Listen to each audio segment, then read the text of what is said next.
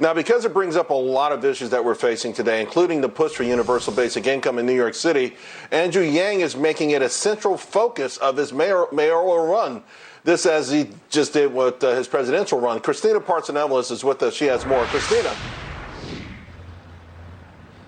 Yeah, Charles, he is putting his name in the hat officially. It was on his 46th birthday, and he's going to be providing a scaled-back version of UBI, Universal Basic Income. And what I mean by that is he believes that roughly almost 500,000 New Yorkers that are living in extreme poverty should get roughly $2,000 to $5,000 in checks annually. Of course, when you have a project like this, it is extremely expensive. And so far, it's estimated to cost roughly $1 billion in annual cost, but Andrew Yang does believe that it's going to pay itself off. But you have cities across the metropolitan cities, but like New York, that are facing massive budget deficits. Here in New York, it's about $5.3 billion, according to Mayor de Blasio, as the economy continues to weaken because of the pandemic. You have high-income earners that are going to those warmer, less tax states. And so opponents of UBI, Universal Basic Income, say it's nothing but a handout. This is an absolute collapse of the economy. That's what we need to be talking about, how to bring that economy back in New York City, not how we hand out more money to people that may not even actually necessarily need it at this point.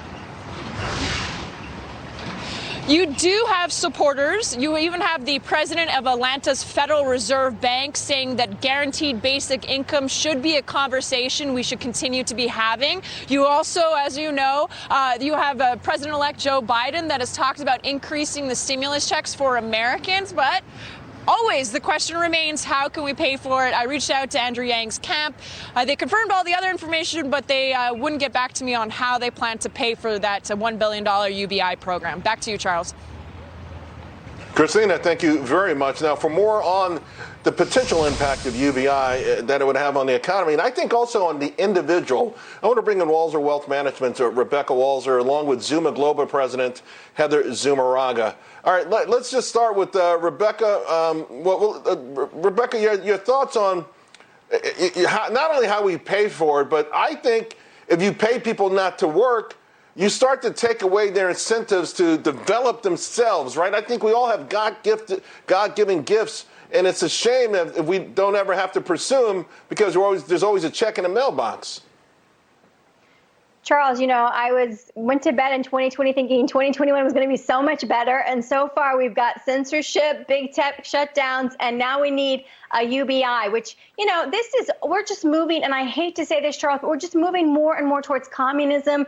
It is just, when the economy fails, when the government starts talking to you about, we have to provide basic income for you because we don't have a system that supports you doing it on your own, then you have to really look at what the heck is going on here. Yes, I understand there's always going to be people that are down their luck, and we need to have social safety nets. I'm not arguing against that. But to say that because you are alive and live here, you get a basic income, there is a fundamental problem with that.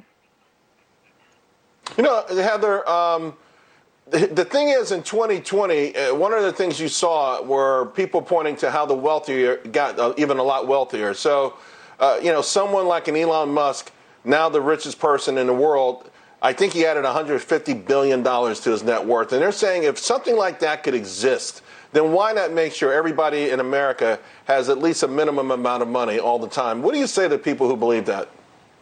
Well, the problem with it is that's not the case. We have in place right now certain welfare programs and unemployment programs that actually work a lot better than a universal basic income. And that's because some of the studies, you look at France, you look at Canada that tried it, it was supposed to be a 3-year time horizon. They terminated the program after 15 months, citing excessive costs. They couldn't afford it. That was the reason why. And most often, the largest transfer of income goes to families that don't have children or adults that are able-bodied and healthy to be working, and it really doesn't help those that need it for the most. And that's not what you need. Yeah. That's a great point. Then later on, we'll also pay for their college loans so they can play video games all day. Right. Rebecca, though, again, I want to go back to last year because it seemed to bolster the argument. For instance, many are saying that it exposed the weakness of private industry and really underscored why we need big government. We had 4 or 5 stimulus plans. You had the federal government come in. They're saying the private sector let us down, and this is why we should have giant government. Oh, that is just so shocking and so backwards. I mean, that is just ridiculous, because the reason private businesses struggled last year is because the government mandated they shut down because of a virus that we didn't know about. And then even after we did learn about it, we still are shut down. So although now that we have Biden going in, we have Cuomo saying, no, well, we can't actually stay shut down forever. This is too expensive. We need to reopen. Really? You're just now coming to this conclusion? Listen, we had no increased net deaths in 2020, and we ruined our economy, and we stimulated the heck out of it. And Charles, that is completely unsustainable. That is exactly why the Canadian program got shut down. To Heather's point, she's exactly right. We can't afford to pay for everybody for everything. Where do these people think this money grows? It is not growing. And let me tell you something. If you say taxes, people that pay taxes make money. They make money because they can. And if you shut down that incentive, no one's going to make money and pay taxes to pay for everybody else who is playing video games. It's totally a communist system that fails every time. I'm going to segue into that. I've got only a minute, Heather, but this is why the modern monetary theory is intriguing as I've studied it. What they're saying is that government prints money.